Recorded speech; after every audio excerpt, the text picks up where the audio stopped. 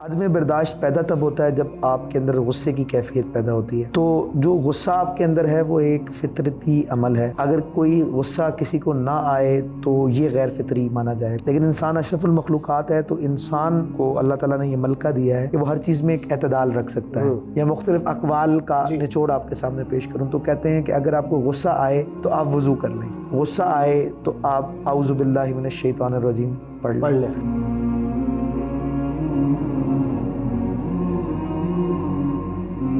بسم اللہ الرحمن الرحیم۔ لاکھوں کروڑوں درود و سلام آپ صلی اللہ علیہ وسلم اور ان کی آل پر۔ سچ شکر پروردگار عالم کا جس نے رمضان جیسا بابرکت مہینہ ہمیں عطا کیا۔ ناظرین کرام، پروگرام امان رمضان میں آپ کو خوش آمدید کہتے ہیں۔ ناظرین کرام، آپ نے دیکھا ہوگا کہ آج کل ہیجان کی کیفیت بڑھتی جا رہی ہے۔ غصہ، ڈپریشن، اینزائٹی، عدم برداشت معاشرے میں بہت زیادہ ہو گیا۔ آج کا ہمارا موضوع عدم برداشت پہ ہے کہ برداشت انسان کیوں نہیں کرتا اور اس کے اندر غصہ کیوں بڑھ گیا ہے۔ اسی موضوع پر بات کرنے کے لیے ہمارے ساتھ بہت اچھے اسپیکر، اسکالر جناب محترم لائق احمد صاحب موجود ہیں۔ آئیں ان سے بات کرتے ہیں۔ السلام علیکم۔ سب سے پہلے آپ کو امان رمضان میں خوش آمدید کہتے ہیں۔ وعلیکم السلام ورحمۃ اللہ وبرکاتہ۔ بہت شکریہ سر مجھے مدعو کرنے کے لیے۔ لائق بھائی ایک بات بتائیں، آپ نے مشاہدہ کیا ہوگا، تجربہ کیا ہوگا کہ معاشرے میں جو نا ہیجان کی کیفیت دن بدن بڑھتی جا رہی ہے۔ غصہ، ٹینشن، ڈپریشن، برداشت کی کمی۔ آپ سڑک پہ نکل جائیں تو ایک دوسرے کو مارنے پہ تلے ہوتے ہیں۔ رکشے والا، بائک والا آپس میں ٹکرا جائے تو ایک گالم گلوچ، آپس میں میاں بیوی لڑ رہے ہیں تو گالم گلوچ، دوست یار کسی بات پہ اگر ناراض ہو گئے تو گالم گلوچ، ایک دوسرے کو مارنا۔ یہ ہیجان کی کیفیت کیوں بڑھ گئی ہے؟ کیوں ہمارے اندر جو ہے وہ برداشت کی کمی ہو گئی ہے؟ بسم اللہ الرحمن الرحیم۔ دیکھیں، کوئی بھی چیز ہوتی ہے وہ اعتدال میں خوبصورت لگتی ہے۔ اب عدم برداشت پیدا تب ہوتا ہے جب آپ کے اندر غصے کی کیفیت پیدا ہوتی ہے۔ تو جو غصہ آپ کے اندر ہے وہ ایک فطرتی عمل ہے۔ جی، اگر کوئی غصہ کسی کو نہ آئے تو یہ غیر فطری مانا جائے گا، ایسے ہی۔ لیکن انسان اشرف المخلوقات ہے، تو انسان کو اللہ تعالیٰ نے یہ ملکہ دیا ہے کہ وہ ہر چیز میں ایک اعتدال رکھ سکتا ہے۔ تو بعض دفعہ ایسی بات ہوتی ہے کہ کوئی چیز ایسی ہوتی ہے کہ جس میں آپ کا برداشت کا لیول ہائی ہو جاتا ہے، تو پھر آپ کو اس پہ غصہ کرنا بھی پڑتا ہے بعض جگہ پر۔ جیسے صحابہ کرام رضوان اللہ علیہ مجمعین کی سوانح آپ دیکھتے ہیں تو ان میں انہوں نے بعض چیزوں پر غصے کا اظہار بھی کیا۔ لیکن بات یہ ہے کہ اعتدال رکھنا ایک بڑی بات ہوتی ہے، اور اسی لیے اس کو ہم اگر انگلش میں کوئی اصطلاح بیان کروں تو اینگر مینجمنٹ کی اصطلاح بیان کی جاتی ہے کہ غصے کو کنٹرول کرنا، کہ کیسے کنٹرول کر سکتے ہیں۔ تو ہمارے ہاں پر تو میں نے آپ کو بتایا کہ غصہ ایک فطرتی عمل ہے، نہ آنا غیر فطری ہوگا۔ لیکن جب اگر آپ کو غصہ آ رہا ہے تو آپ اسے کنٹرول کیسے کر سکتے ہیں؟ تو جہاں ہمیں اسلام کے اندر اس کے ایک بڑے ذرعی اصول بیان کیے گئے ہیں کہ کیسے آپ غصے کو کنٹرول کر سکتے ہیں۔ فار ایگزامپل، یعنی اگر آپ کو غصہ آتا ہے تو اس کے اندر یعنی اگر میں تمام روایات کا ایک نچوڑ آپ کے سامنے پیش کروں یا مختلف اقوال کا نچوڑ آپ کے سامنے پیش کروں تو کہتے ہیں کہ اگر آپ کو غصہ آئے تو آپ وضو کر لیں، غصہ آئے تو آپ اعوذ باللہ من الشیطان الرجیم پڑھ لیں۔ غصہ آئے تو روایات میں آتا ہے کہ آقا علیہ السلام نے فرمایا، مفہوم حدیث ہے، کھڑے ہیں تو بیٹھ جائیں، بیٹھے ہیں تو لیٹ جائیں۔ اسی طریقے سے یہ بات کی جاتی ہے کہ آپ کسی ایسی جگہ، اس جگہ کو چھوڑ دیں جہاں آپ کو غصہ ہے۔ تو یعنی بہت سی چیزیں اس طرح بیان کی جاتی ہیں، اور قرآن مجید میں بھی اللہ تعالیٰ نے فرمایا کہ اہل ایمان کی نشانی یہ ہے، قرآن مجید کی ایک آیت کا مفہوم ہے کہ جب انہیں غصہ آتا ہے تو وہ اسے پی جاتے ہیں۔ تو بات یہ ہے کہ مرد وہ نہیں ہے کہ جو سپہ سالاری کے جوہر دکھائے، بلکہ مرد وہ ہے کہ جب اسے غصہ آئے تو وہ اس غصے کو کنٹرول کر لے۔ یعنی بہت سی روایات کا نچوڑ ہمیں یہ بیان کیا جاتا ہے۔ تو یہ جہاں قرآن و سنت کے اندر ہمیں اس بات کا بیان ہے کہ ہمیں برداشت سے رہنا چاہیے، ہمیں صبر کو اختیار کرنا چاہیے، وہیں ہم یہ دیکھتے ہیں کہ یہ جو بات ہے وہ ہمیں تمام دنیا کے اندر جتنی بھی تہذیبیں ہیں ان کے اندر ملتی ہیں۔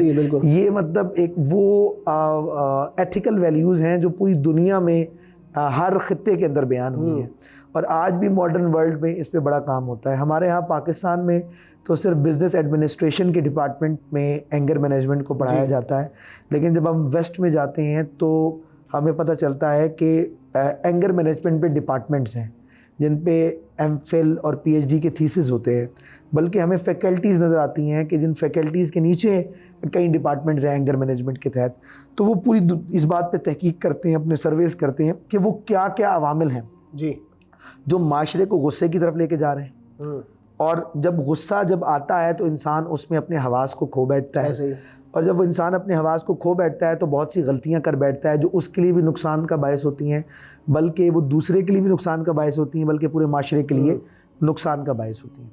تو بہرحال اگر ہم قرآن و سنت کی روشنی میں دیکھیں کہ اس کے کیا کیا چیزیں ہیں کہ اگر ہم ان کو اپلائی کریں تو ہم اس جو عدم برداشت ہے اس سے ہم نکل سکتے ہیں، تو اگر ہم اس میں کچھ چیزیں آپ کے سامنے پوائنٹ آؤٹ کر سکوں تو اس میں جو فلسفہ بیان ہوا ہے صبر کا، یہ بہت اہم فلسفہ ہے۔ آپ دیکھیں بڑی بڑی عبادات پر اللہ تعالیٰ نے اتنا بڑا اجر بیان نہیں کیا جو صرف صبر پہ بیان کیا، بڑی بڑی عبادات پہ بیان نہیں کیا، لیکن اللہ نے کہا اگر صبر اختیار کرو گے تو ان اللہ مع الصابرین، اللہ صبر کرنے والوں کے ساتھ۔ سبحان اللہ۔ یعنی کہنے کا مقصد یہ ہے کہ اگر آپ کو کوئی چیز بری لگ رہی ہے تو فوراً اس پہ رسپونڈ کرنا یہ کوئی حکمت کی بات نہیں ہے، ایسے آپ تھوڑی دیر رک جائیں، آپ اللہ تعالیٰ کی مدد مانگیں، سبحان اللہ، آپ تھوڑی دیر توقف کریں، ہو سکتا ہے جو حالات آپ کے لیے مشکل ہیں اللہ تعالیٰ اسی میں کوئی خیر کا پہلو نکالے، ایسے ہی تو اللہ تعالیٰ تو صرف آپ کو آزماتا ہے۔ تو اس کے اندر جو صبر والا نقطہ ہے نا وہ بہت اہم ہے۔ اگر آپ ایسے واقعات پڑھیں کہ جن کے اندر صبر کا پہلو ہے اور صبر کا اجر بھی بیان ہوا ہے، تو آپ کو یہ بات آپ کے، کیونکہ انا عند ظنی عبدی بی فلیظن بی ما یشاء، بخاری شریف کی حدیث قدسی ہے کہ اللہ تعالیٰ فرماتا ہے کہ جو مجھ سے جیسا گمان کرتا ہے میں اس کے ساتھ ویسا پیش آتا ہوں۔ تو میرے خیال ہے کہ قرآن و سنت میں جہاں جہاں صبر کے واقعات ہیں اور صبر کے نتائج کا جہاں جہاں ذکر ہے، اگر ہم اس کو اپنے مطالعے میں لے کر آئیں تو اس سے سائیکلوجیکلی ہمیں بہت فائدہ ہوگا، اور یہ بھی بات ہے۔ اسی طرح جو پہلو ہے شکر کا، تو یہ بہت اہم پہلو ہے۔ اللہ تعالیٰ فرماتا ہے جو میرا شکر کرتا ہے میں اس پہ نعمت کو بڑھا دیتا ہوں، سبحان اللہ۔ تو یہ آیت کا مفہوم ہے۔ تو بات کیا ہے کہ اگر میرے اندر شکر کی عادت ہے، اور شکر کی عادت جو ہے وہ کیا ہے کہ مجھے کتنی نعمتیں اس نے دی ہیں جو میں کئیوں سے بہتر ہوں، یعنی میں کیوں، ہم سٹیٹس کانشیس نہ ہونا کہ اپنے اوپر والوں کو سجدے کریں اور نیچے والوں کو انسان نہ سمجھیں۔ اگر یہ اصل میں جو عدم برداشت ہے وہ پیدا بھی اس لیے ہوتی ہے کہ ہمیں جو ملا ہوا ہے ہم اس کا شکر نہیں کرتے، اور جو ہمیں نہیں ملا ہم اس پہ بات کرتے ہیں۔ ہم یہ سمجھتے ہیں کہ جیسے ہمارے ساتھ زیادتی ہوئی ہے، ہم ایک غلط گھرانے میں پیدا ہو گئے ہیں، اب والد افورڈ کر سکتا ہے نہیں کر سکتا، ہماری خواہشات بڑھ گئی ہیں۔ یہ جو میٹیریلسٹک معاشرہ ہے، یہ جو سرمایہ دارانہ اپروچ ہے، اس نے آپ کے اندر خواہشات کا ایک سمندر پیدا کر دیا ہے، اور وہ خواہشات کا سمندر جب تکمیل نہیں ہوتی، ہر چیز تو اپنی ہوتی نا۔ اب ایک سائیکالوجسٹ کو میں سن رہا تھا، انہوں نے کہا تھا کہ مجھے بڑا غصہ آتا ہے، تو انہوں نے کہا میں نے ایک کپ پہ لکھ دیا یو آر ناٹ گاڈ، تم خدا نہیں ہو کہ تمہاری ہر بات مانی جائے۔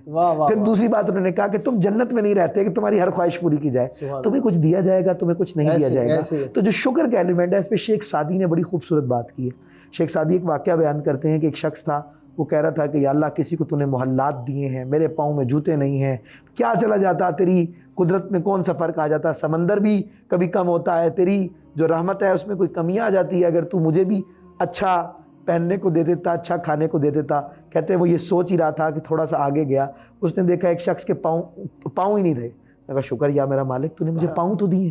تو جو شکر کا ایلیمنٹ ہے یہ بڑا ایک ایلیمنٹ ہے جو آپ کے اندر جو عدم برداشت پیدا ہوتی ہے یا آپ کے اندر جو غصہ پیدا ہوتا ہے اس کو وہ کرتا ہے۔ اور تیسرا جو پوائنٹ ہے وہ ہے توکل کا۔ اب یہ وہ باتیں ہیں جو قرآن میں جا بجا بیان ہوئی ہیں، احادیث مبارکہ میں جا بجا بیان ہوئی ہیں۔ اب توکل کا مطلب یہ نہیں ہے کہ آپ عمل کو چھوڑ دیں، توکل کا مطلب یہ نہیں ہے کہ آپ ہاتھ پہ ہاتھ دھرے تقدیر کے اوپر اپنی بات کو چھوڑ دیں۔ جیسے اقبال نے کہا خبر نہیں کہ کیا ہے خدا فریبی کہ خود فریبی، عمل سے غافل ہوا مسلمہ بنا کے تقدیر کا بہانہ، عمل سے زندگی بنتی ہے جنت بھی جہنم بھی، یہ خاکی اپنی فطرت میں نہ نوری ہے نہ ناری ہے۔ توکل کا مطلب کیا ہے جو احادیث مبارکہ میں جو مفہوم ہے کہ آقا علیہ السلام نے جیسے فرمایا جیسے تمہارے پاس اونٹ ہے تو اس کو باندھ دو اور پھر اللہ پہ توکل کرو. تو ایک بات ہے کہ اللہ تعالیٰ نے انسان جو ہے وہ زیادہ تر جو پریشان رہتا ہے وہ اپنے فیوچر کے بارے میں رہتا ہے, اور اللہ تعالیٰ نے فرمایا کہ جو فیوچر سے نا امید ہونا ہے تو یہ کسی بھی اہل ایمان کی نشانی نہیں ہو سکتی. زینت الحیات الدنیا, جس سے اللہ ناراض ہوتا ہے اسے دنیا کی زیب و زینت میں گم کر دیتا ہے, وہ فیوچر کے خیالات میں گم ہو جاتا ہے. بات ساری کیا ہے کہ رزق جو ہے یہ انسان کو ایک بڑا مسئلہ ہوتا ہے, اور اللہ تعالیٰ نے اس کی ذمہ داری خود لے لی. وَمَا مِن دَابَّةٍ فِي الْأَرْضِ إِلَّا عَلَى اللَّهِ رِزْقُهَا, زمین پر چلنے والا کوئی جاندار ایسا نہیں ہے جس کی روزی میرے ذمہ کرم پہ نہ ہو. تو جب اللہ تعالیٰ نے رزق کی ذمہ داری لی ہے تو میں یہ سمجھتا ہوں کہ ہمیں جو ہے نا اللہ تعالیٰ پہ توکل کرنا چاہیے, اسباب کو اختیار کرنا چاہیے, اور مسبب پہ معاملہ چھوڑ دینا چاہیے. اور میں آپ کو ایک بات کہتا ہوں کہ مجھے اتنی پیاری یہ آیت مبارکہ لگتی ہے کہ اللہ تعالیٰ فرماتا ہے ہر مشکل کے بعد آسانی. سبحان اللہ. ہر مشکل کے ساتھ آسانی ہے. واہ. یعنی یہ اتنی بڑی موٹیویشن ہے کہ آپ دیکھیں کسی بھی مشکل وقت سے گزر رہے ہیں کس کی طرف سے, اور اللہ رب العزت جو جھوٹ نہیں بولتا, جو وعدہ خلافی نہیں کرتا. بالکل ایسا ہی ہے. تو یہ جب چیزیں, یہ آپ کے اندر توکل نہیں رہتا, جب آپ کے اندر صبر نہیں رہتا, جب آپ کے اندر شکر کا ایلیمنٹ نہیں رہتا, تو پھر آپ نا امید ہوتے ہیں. لیکن دو چیزیں ہیں, ایک ہے مایوسی اور ایک ہے یقین. یقین علامہ اقبال کہتے ہیں خدا کے رازوں میں سے ایک راز ہے. واہ واہ. تو وہ کیا یقین مرد مومن ہے خدا کے رازدانوں میں, یا اس طرح کا شعر ہے ان کا. نہ ہو نا امید نومیدی زوال علم و عرفان, زوال علم. مرد مومن ہے خدا کے رازدار. تو بات یہ ہے کہ یقین کے اوپر وہیں انہوں نے بات کی کہ یقین کے اوپر ان کے بہت سارے اشعار ہیں. تو بیسک میں آپ سے یہ عرض کر رہا ہوں کہ یہ جو یقین پیدا ہونا ہے نا, اور جو اللہ پہ یہ ایک توکل کا ہونا ہے, جو صبر کا ہونا ہے, یہ شکر کا ہونا ہے, یہ قرآن و سنت میں یہ تمام جو پہلو بیان ہوئے ہیں اور جو فلسفے بیان ہوئے ہیں, اگر انسان اس کا مطالعہ کرے اور کسی ایسے انسان کی صحبت میں بیٹھے جو اس پر عامل ہو. واہ. وَكُونُوا مَعَ الصَّادِقِينَ, یعنی اللہ تعالیٰ کہتا ہے کہ سچوں کے ساتھ شامل ہو جاؤ. اچھا, صحبت سے ہی میرا دوسرا سوال مجھے یاد آ گیا, بڑی اچھی آپ نے بات کی. ایک زمانہ ہوا کرتا تھا جو ہمارے گھر میں بڑے بزرگ ہوا کرتے تھے اور وہ ہمیں گائیڈ کیا کرتے تھے, خاص طور پہ اس طرح کے موضوعات پہ. جب بچے پریشان ہوتے تھے تو بزرگ ہمارے کہتے تھے اللہ سب سے بڑا بادشاہ ہے, اللہ دے گا, اللہ دے گا, اور ہم نے دیکھا ہے ملتا بھی تھا. آج کل کا دور بدل گیا, آج کل کی نسل بدل گئی, آج کل ماں باپ بھی لڑ رہے ہیں آپس میں. صحیح ہے, جب بچہ ماں باپ کو لڑتے ہوئے دیکھ رہا ہے, بچہ دیکھ ہی رہا ہے کہ میری ماں میں بھی برداشت کی کمی ہے, میرے باپ میں بھی برداشت کی کمی ہے, میرے محلے والوں میں بھی برداشت کی کمی ہے, وہ آبزرو کر رہے ہیں نا چیزوں کو.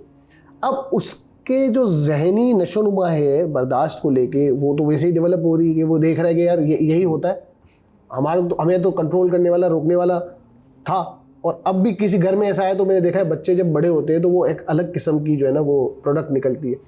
تو بچوں کے حوالے سے آپ چونکہ ماں باپ بھی دیکھ رہے ہوں گے, تو اس حوالے سے آپ کیا کہیں کہ بچوں کے ذہنی جو نشو نما ہے وہ کس طرح کریں؟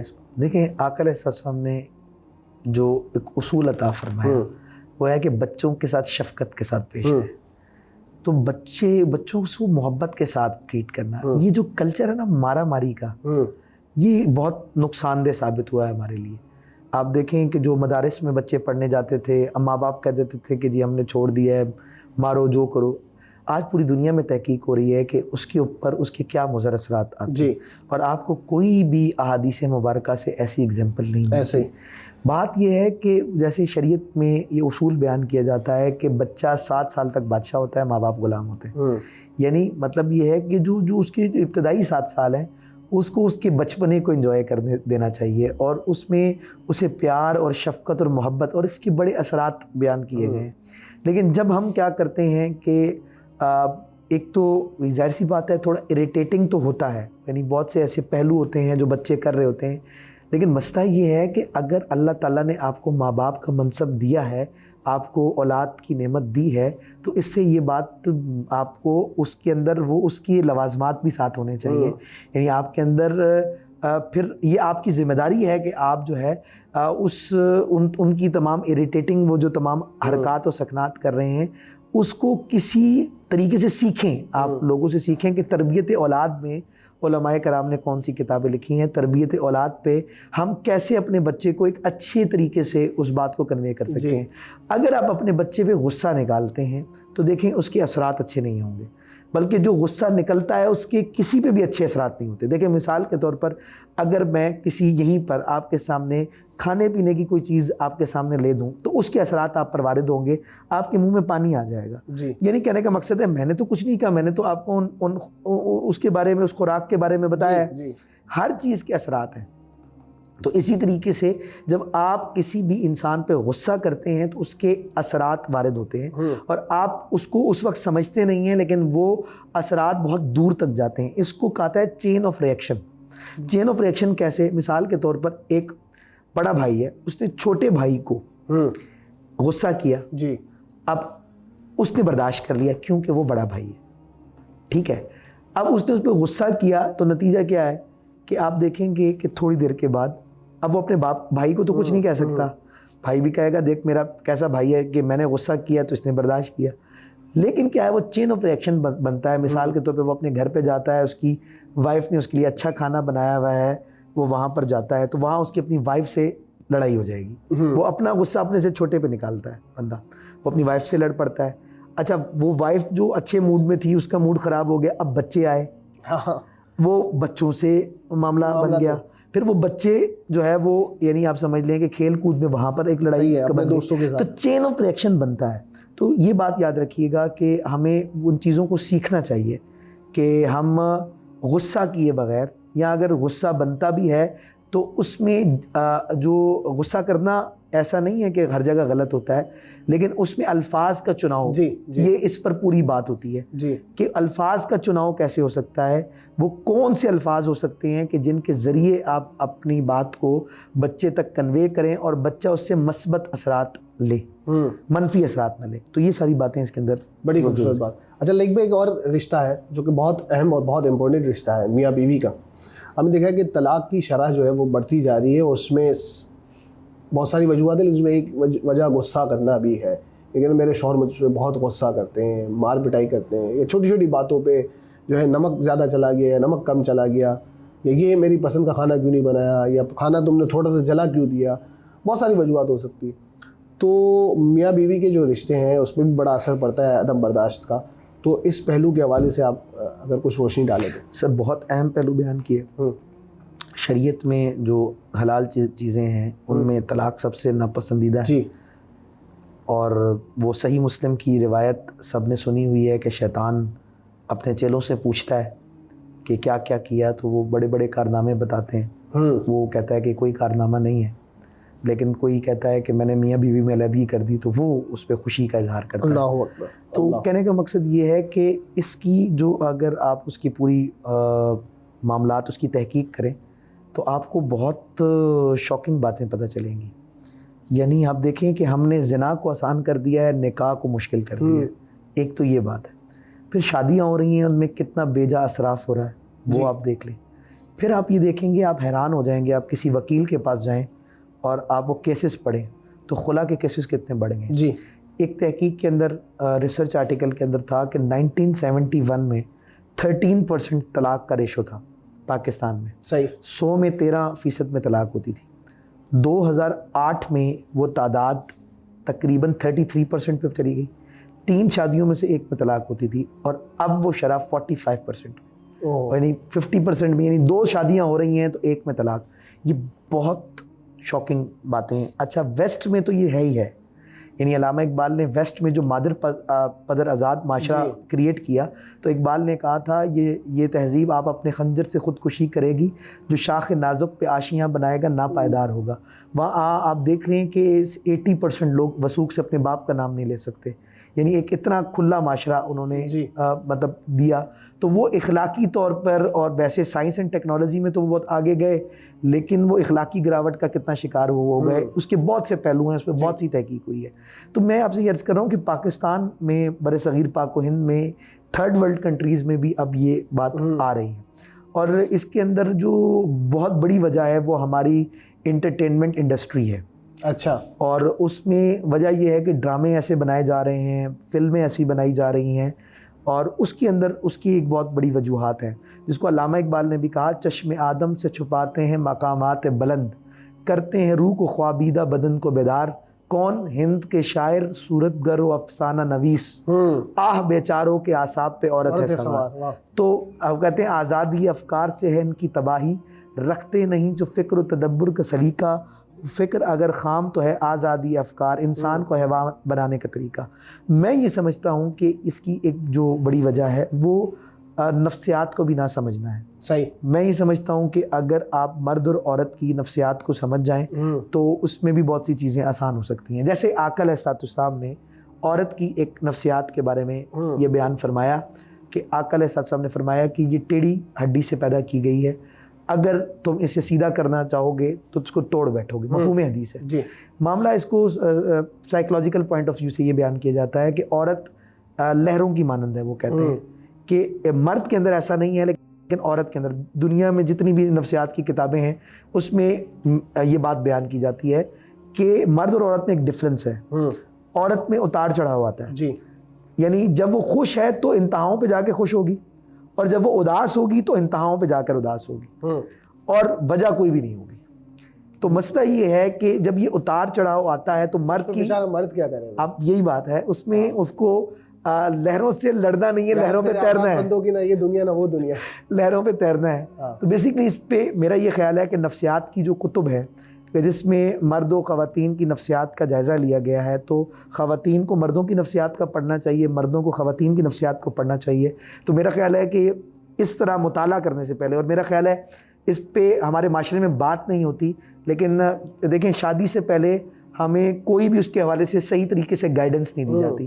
اگر میرا یہ خیال ہے کہ صحیح طریقے سے مرد و خواتین کی نفسیات کے بارے میں دونوں کو آگاہ کر دیا جائے تو کوئی اس کی بلکہ میں سمجھتا ہوں کہ تعلیمی نظام میں بھی میٹرک سطح پر کوئی ایک مطلب سبجیکٹ ہو جائے یا کوئی کورس ہو جائے تو میں یہ کہتا ہوں کہ یہ بہت اچھا رہے گا اور اس سے بہت سا فرق پڑ سکتا ہے. اچھا، اس پہ پھر جو برداشت کا پہلو ہے، چھوٹی چھوٹی باتوں پہ لڑائی جھگڑے نہ ہو، کھانے کے معاملے میں صحیح پسند کا جو ہے نا کھانا کھانا ہے نہیں کھانا ہے، یا اس کے علاوہ شوہر تھک کے آیا ہے تو کہیں باہر نہ لے جائے، اس معاملے پہ اس پہ بھی اگر آپ کو تھوڑی سی دیکھیں، میں ایک سمجھتا ہوں کہ بہت سے پہلو عوامی اس پہ بہت تفصیلی بات ہو سکتی ہے، لیکن اگر آپ چاہتے ہیں کہ میاں بیوی میں اگر لڑائی نہ ہو تو جو شوہر پہ ذمہ داری عائد ہوتی ہے وہ میں پہلے بتا دیتا ہوں.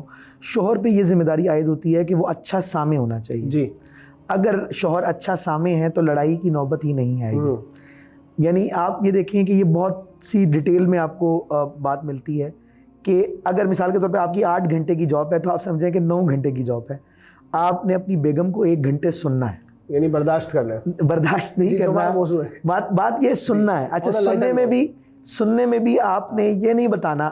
اصل میں مسئلہ یہ ہے کہ شوہر آتا ہے تھکا ہوا آتا ہے اور وہ ٹی وی آن کر لیتا ہے، ادھر ادھر اپنی توجہ کرتا ہے. ظاہر سی بات ہے بیوی ہے، اس نے بھی گھر میں اپنے مختلف کام کیے ہیں، بچوں کو سنبھالا ہے، وہ بھی بہت مشکل معاملہ ہوتا ہے. اب جب وہ واپسی یعنی آتا ہے، جب وہ واپسی آتا ہے تو اب مسئلہ یہ بنتا ہے کہ شوہر توجہ نہیں دیتا تو اس پہ لڑائی ہو جاتی ہے. اچھا، پھر یہ ہوتا ہے کہ شوہر عقل سے اس مسئلے کا حل بتانا شروع کر دیتا ہے. تو بات یہ ہے کہ آپ نے صرف سننا ہے، حل نہیں بتانا. اچھا، یعنی اگر آپ اچھے سامع ہیں نا تو یہ بھی ایک بڑی بات ہے. اچھا لائک بھائی، جاتے ہوئے اگر آپ کچھ ہماری یوتھ کو برداشت کے حوالے سے کیا میسیج دینا چاہیں گے کہ اپنے اندر کیسے برداشت پیدا کریں؟ دیکھیں، میں یہ سمجھتا ہوں کہ ہمارے لیے تو جو اسوہ رسول صلی اللہ علیہ وآلہ وسلم ہے وہ ہمارے لیے نمونہ ہے، عمل ہے. آقا علیہ السلام کی سیرت طیبہ کو ہم پڑھیں، اور نہ صرف پڑھیں بلکہ اس کو اپنے عمل میں لانے کی کوشش کریں. اور آپ جب سیرت طیبہ کا مطالعہ کرتے ہیں تو اس کے آپ پر بڑے اچھے اثرات مرتب ہوتے ہیں. اور میں یہ سمجھتا ہوں کہ جب آپ قرآن و سنت کے اصولوں پر چلیں گے تو آپ کو وہ تمام سوالات کے جوابات ملیں گے اور آپ معاشرے میں ایک کارآمد حیثیت سے اپنے معاملات کو دیکھ سکیں گے. تو میں یہ سمجھتا ہوں کہ ہمیں قرآن سے اپنا تعلق جوڑنے کی ضرورت ہے، ہمیں آقا علیہ السلام کے اسوہ حسنہ سے اپنا تعلق جوڑنے کی ضرورت ہے. آپ یقین کریں، جو وضو کے اثرات بندے کے وجود پر آتے ہیں آپ اسے بیان نہیں کر سکتے.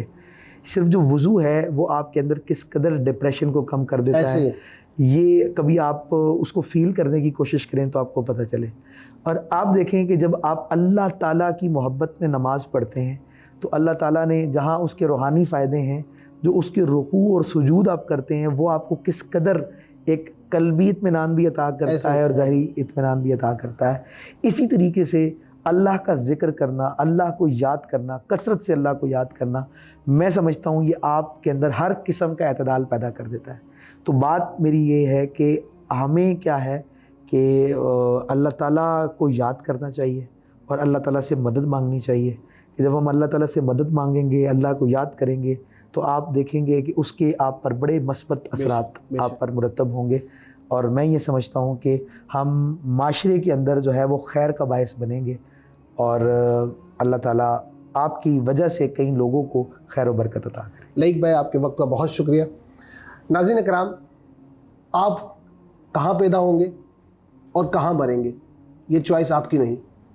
جب آپ کے پاس پیدا ہونے کی چوائس نہیں، آپ کے پاس مرنے کی چوائس نہیں، تو اس پیدا اور مرنے کے درمیان جو زندگی ہے اس کی چوائس بھی آپ کے پاس نہیں۔ اللہ تعالیٰ نے سب کی تقدیر میں لکھ دیا ہے، آپ کے ہاتھ میں صرف ایفرٹ ہے۔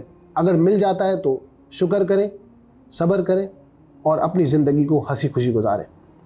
مجھے اجازت دیں، اگلے پروگرام میں ملاقات ہوگی۔ اللہ حافظ۔